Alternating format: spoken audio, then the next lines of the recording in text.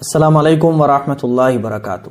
سورہ ملک جو 29ویں پارے کے بالکل شروع میں ہے، سورہ ملک پڑھنے کا بہت بڑا فائدہ ہے۔ حضور اکرم صلی اللہ علیہ وسلم کی پیاری سنت ہے، ہمارے آقا صلی اللہ علیہ وسلم سونے سے پہلے سورہ ملک ضرور پڑھا کرتے تھے،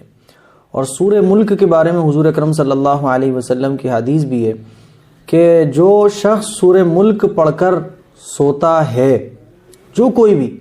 تو مرنے کے بعد جب وہ قبر میں جائے گا تو فرشتے جب اس شخص کے پاس سوال و جواب کرنے کے لیے آئیں گے تو پیروں کی طرف سے آئیں گے، تو پیروں کی طرف سے سورہ ملک آ کے کھڑی ہو جائے گی اور یہ کہے گی کہ نہیں، تم اس سے سوال و جواب نہیں کر سکتے، اس کو تم عذاب نہیں دے سکتے۔ پھر فرشتے دوسری سائیڈ آئیں گے سر کی طرف سے، تو وہاں سورہ ملک آ کے کھڑی ہو جائے گی، اور جہاں سے بھی فرشتے آئیں گے سوال و جواب کے لیے وہیں سورہ ملک آ کے کھڑی ہو جائے گی، اور سورہ ملک اس شخص کے لیے سفارشی بنے گی اللہ کے ہاں۔ سورہ ملک سفارش کرے گی اور فرشتوں کو قبر میں عذاب نہیں دینے دے گی۔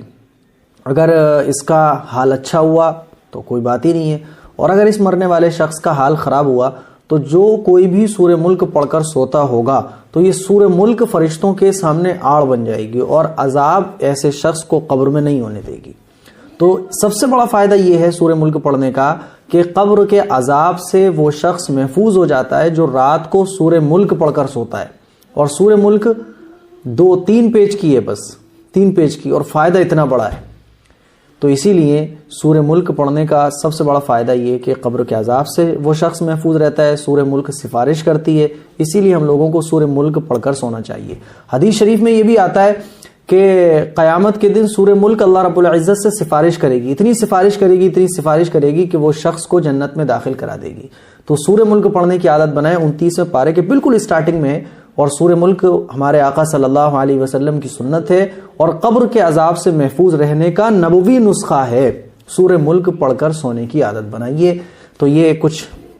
امپورٹنٹ بات تھی جو ہر ایک کے لیے مرنے کے بعد سوال و جواب قبر میں ہونا ہے، تو ہر ایک کے لیے یہ ضرورت اس بات کی ہے کہ ہم روزانہ سورہ ملک پڑھ کر سوئیں۔ السلام علیکم ورحمۃ اللہ وبرکاتہ۔